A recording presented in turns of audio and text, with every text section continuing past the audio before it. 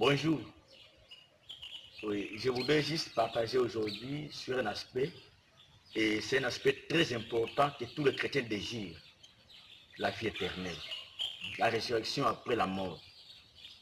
Et c'est en méditant dans l'évangile de Luc chapitre 20, au verset 27 jusqu'au verset 40.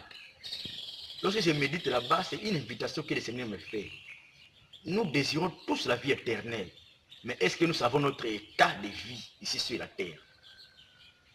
En fait, dans l'évangile là-bas, si tu lis un peu vers la fin, on dit que Dieu que nous appelons notre Père, notre Dieu, c'est un Dieu de vivant, il n'est pas un Dieu de mort. Alors, c'est question de savoir d'abord ton état, mon frère, ici sur la terre. Est-ce que tu es parmi les vivants ou tu es parmi les morts? Qui sont les vivants?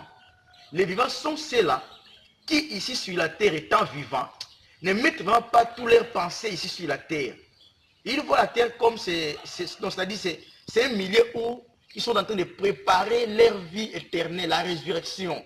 Alors, leur manière de vivre, c'est-à-dire ils sont prêts à mettre leur vie en danger, à sacrifier leur vie à cause de Dieu. Voilà pourquoi leurs langages sont les langages qui ne se consolent que les autres. Leurs langages sont les langages qui unissent. Leurs actes sont les actes charitables. Ils sont là pour dire la vérité, pour professer la vérité. Ils ne mettent pas trop de préoccupations sur la femme, les enfants, la nourriture, le travail. Et il y en a qui sont ici sur la terre, ils sont les morts. Ils vivent comment? À cause du travail, il est prêt même à renoncer à Dieu. À cause du travail, à cause de l'argent, face à un titre qu'il a, les postes qu'il a, il gère l'argent. Il veut détourner l'argent et il dit non à Dieu. Tu es mort, mon frère, et Dieu ne t'appartient pas. Et après cette vie, n'attends rien, mon frère, n'attends rien. Sache-toi que tu partiras pour de bons esclaves. Non, excuse-moi, juste pour te dire quoi, tu dois savoir d'abord ton état. Au lieu de vivre comme chrétien en espérant la vie éternelle, la résurrection. Mais la résurrection, c'est quoi, mon frère? Ça commence ici sur la terre. Tu vis comment? Est-ce que ta vie reflète l'image de Dieu? Qui est le Dieu des vivants? Qui est lui qui donne la résurrection? Oui, si c'est ça, alors dis-toi que Dieu t'appartient.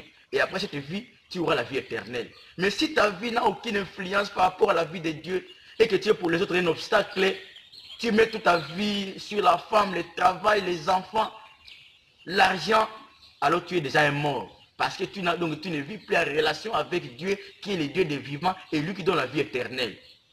Donc, juste pour te dire quoi, mon invitation c'est quoi? C'est que mon frère, tu dois savoir d'abord ton état. Hein? Et que si tu es parmi les vivants, tu dois savoir faire la différence entre un vivant et un mort.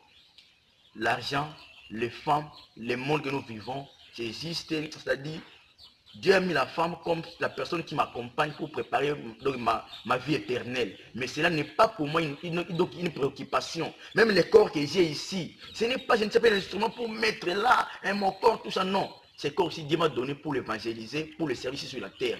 Je risque donc, je suis même prêt à mettre mon corps ici en jeu pour que Dieu puisse vivre.